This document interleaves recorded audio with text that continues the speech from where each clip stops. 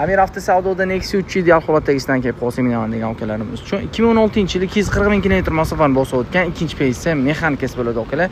Mashinaga tepasi qimmat ledlar qo'yilgan. Cobalt diska yangi yumshoq bo'lganligicha ham qo'yilgan. Okalar mashina pasatkalarni ham cho'ktirib chiroyli qilib qo'yishibdi. Tayinlovga ruxsatnomalari bor. Salon qismlarini okalar ko'rishingiz mumkin. Salonlar zo'r holatda turibdi. Hop, akoprintlar qilingan Mercedes reflektor, 239 ming prebeg, mashinaga chexol ko'rligicha ham solingan. Tayinlovga ruxsatnomalarigacha ham bor ekan, 5 oymi 6 oy bor ekan. Xo'p, motor korobka hadov qismlarida hech qanaqa muammolar yo'q. Temir gaz balon ustanovka qilingan. Kuzov holatlari ham zo'r holatda turibdi. Xo'p, kraskasiga keladigan bo'lsa, 30-35% kraskasi bor ekan. Egalarning ajlari bo'yicha o'zingiz yana bir qator tekshirtirib olasizlar. Narxini o'qilasizlar, maza qilmayishini uchun bo'ladigan narxi sizlar xohlagan dokument bo'ladi. Oxirida aytdilar, $6050 baholandi. $6050 ga 2016-yil minishga tayyor ikkinchi pozitsiya mexanika Nexia 3 mashinasi. Bemalol telefon qilib barak qilishingiz mumkin.